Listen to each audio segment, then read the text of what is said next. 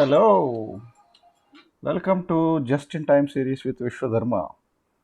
I hope all of you are doing good. So today's topic is about you know one solution approach for all problems. Right? Looks like it's a kind of magic wand. Well, not necessary and not really if you think logically. So first, let's see. What are the common problems that we face day-to-day basis. All right. Predominantly, it's a functional silo problem because different people with different agenda, everyone has their own unique goals and lack of common objectives. Right. So my goals are different than your goals, and my institution's goals and agenda is totally different than yours. My organization goal is totally different than yours. Right. But at a macro level, at an aggregated level, end of the day, everybody, be it institution or an individual or everybody, expects a happy and healthy, peaceful life, right? But the objectives are different. But the end goal is same. When the objectives are different and when the end goal is same, and different people have the different, you know, targets, how do you achieve a common goal? Right? When we all think differently, when we all have different aspects of life, how do we really solve and how do we achieve this a common objective, being healthy, happy, and peaceful life? Right? So, common man's problems that I don't need to explain, the day to day challenges that we face, right? And there are various sections of people. We have designers who are busy at their work, professors who are busy at their work, and institutions busy with their activities, companies are busy with their projects and so on, and the engineers busy at work, the scientists busy with their passionate subjects, and companies and institutions and the shops and everything is busy with their own objectives and aspects of life, the daily life and the daily wage workers and so on, and students busy with their activities, projects, and their academics, and public, the common man, busy with their own daily routines. Right? The architects, they spend enormous time in terms of ideation and implementation and all the things for their respective projects. So everyone has their own agenda. How will the common problems can get addressed? Right? So what are the common problems generally, if you look at it, and how do we solve it? Right? And it's very important that we should realize that there are experts in every field. Do you agree? Right? Every field that you take, every domain that you take, there are experts, no doubt about it. Right? We have scholars. There are experts in scholars. There are experts in gurus. There are experts in scientists. There are experts in even some of the students, bright, very bright students. And I'm amazed to see the kind of thought provoking and such a logical common sense some of the students possess. And even a kirana or grocery shop merchant, or some of the the daily workers also have profound knowledge. They have immense knowledge on the social aspects of life, and in fact they do have wonderful solutions. And even our grandparents also, right, they do have lots of excellent thought process and ideas. Be it retired people or librarians or advocates, doctors, engineers, they are experts in every single domain and every single role. Right? So now just think, or just freeze this particular point, and then I'll come back to you when I reveal the core logical part. So what is that one solution approach for all the problems? Right? So I'll give you the algorithm itself to to solve all these problems. many problems that we face day to day basis, the real world common problems I'm talking about. So the first thing, list down the common problems that majority of the population is facing in the country. The first thing is to list down, and it's very easy to list down, right? It's just a matter of time. Just take 15 minutes, 20 minutes, 30 minutes. You will get plenty of problem statements. Then prioritize the list based on its maximum impact, right? This is the master key. Prioritization is important. Art of prioritization is very, very important. Use control impact matrix. You just search what is control impact matrix or what is ease impact matrix. You will get enormous material on this. Then identify the true experts of every single field or department or organization, whatever you call it as, right? Identify the true experts, and you know how to identify the true experts, right? Based on their academic credentials, based on their rewards, recognitions, accomplishments, right? It's very easy to find out the experts in every single domain. The list is there with the concerned departments and the people. Next, fourth step is create a collaboration and contribution platform for all these experts, right? Now, you have identified the list of problems, you have prioritized, and you know the experts of each domain, and then you have to create a common platform, right? So, what's big deal here, right?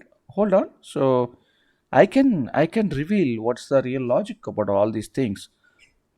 Now, the fifth is point: brainstorm, derive the execution steps, implement the solution, and then most important thing is to make a policy around it, right? It's, of course, it's not that common man can do that. It's for those who are in the administration, for those who are in the government authority. So the policies are important, right? Once you have the solution, robust solution, once you have confidence that yes, this is really fantastic, and if you want to look for some kind of sustainability, then you need to make the policy around it, right? So the policy making is very important. So a true collaboration and contribution of all experts who can work on solutions for a prioritized list of problems for a common good can transform the nation. This is very important, right? So do you want to quickly see the algorithm? So list down the common problems that majority of the population is facing in the country. Prioritize the list based on its maximum impact. Identify the true experts, and then make sure that you have a collaboration platform where they can communicate, ideate, and then work on the implementation part. And then there should be a policy around it, and this really makes the solution approach more effective, right? That's the one solution approach which I'm talking about. Now, to understand it better, let's take an example. Let's say city A, B, C, D, and so on, right? You can think about even village or town or whatever it is, right?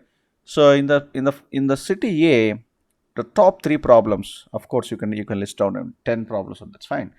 So top three problems: food adulteration, poor quality of treatment in hospitals, and pollution.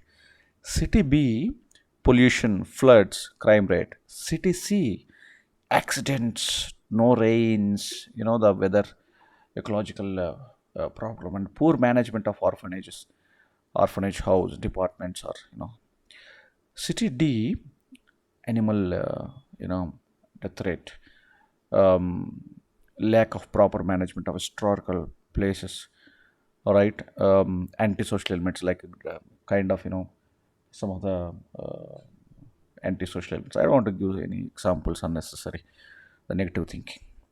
So now, once you have this kind of list, then what you have to do is to prioritize, and then you have to identify the experts.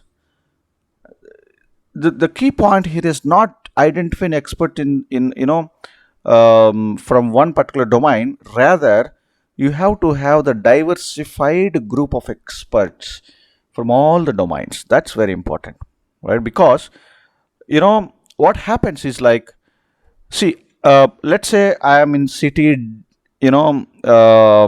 city E, unemployment, right? In my city, there is a huge unemployment. Now, um, in in the country and in some other city, some other department, they are doing most advanced research, right, for ultra modern networking or ultra modern high speed communication, something like that. There is a huge public fund, is provided for them to conduct such kind of research, right? Most advanced research areas. One side you have unemployment, the other side you have funding that's being allocated for advanced and most advanced, right? It's helpful for after 50 years or after 60 years of your this thing, right? So how do balance it, right? One side there's a poverty, whereas the other side the funds are being allocated for some advanced research, and there is an entertainment industry, and there is a medical field, and there is a satellite and communication, rocket launching, and so on, right? So how do you really bring balance? So are we saying that no, we should not do all those research and all these things? Absolutely no. That's not the point, right? Country has to be developed and it has to make a progress. But before that, let's understand what is country. Come on, Vishwa, what is the basic question? You were saying that, don't we know what is country? Okay. Then, if you really know that, then why do we have these many problems, right? So, is it because of lack of solutions or lack of solution approach, right? So, the approach is always, important than just simply jumping to the conclusion or jumping to the solution. The way that you are solving a problem ensures that the no new problems are getting created. So the country, you know in my opinion, it's like a big apartment, right? We all know how the apartment culture and how we are living in this apartments. So a country is like a big apartment. When now if every house owner is very busy with his or her family, taking care of only their house alone or their flat alone, without truly bothering about the common walls and the common area, common ground, common items, what will happen? Well, Vishwa, we have a monthly maintenance schedule. We allocate so much, and we give it to the some person or some kind of associate member, some kind of third person, something. But do you think that even the third person or anybody will have that kind of true interest for the items which are falling under the category of common, right? How much interest that you will have on these common area, common ground, common items? So it's same like our infrastructure, right? How many of us are really caring about the roads, the and the drainage and the water facilities and the electricity and so on, right? So the problem is that we are busy in fulfilling our dreams. We are busy with our own individual life, and we are busy solving our own problems. We are not really spending as much time that we are supposed to on the common problems, and that common problems are pulling all of our energy down in a very significant way. You may think that it's a common problem, right? But that common problem is a huge roadblock or a bottleneck for each individuals, right? Of course, we need more satellites, we need ultra speed networks, high communication, 5G or 6G or 10G or whatever. We need high end advanced driverless and autonomous vehicles. We need huge tall towers and buildings, 7-star luxuries, private jets, artificial resorts, and so on. But when do we need it, right? We need it after solving all our common issues, the fundamental foundation issues, right? That's the logic. So we need every expert's thoughts for solving these common and chronic issues in our apartment. As I said, what is apartment or country, right? So that's the logic. Now, solution part. Any solution, right, you can categorize into two types. Is it a natural solution? Is it an artificial solution? Natural solution, which is always close to nature, which is always close to the nature's conscious, which is nature centric, and that's safe and healthy. Artificial solution, the other hand, it's not healthy because it's artificial, right?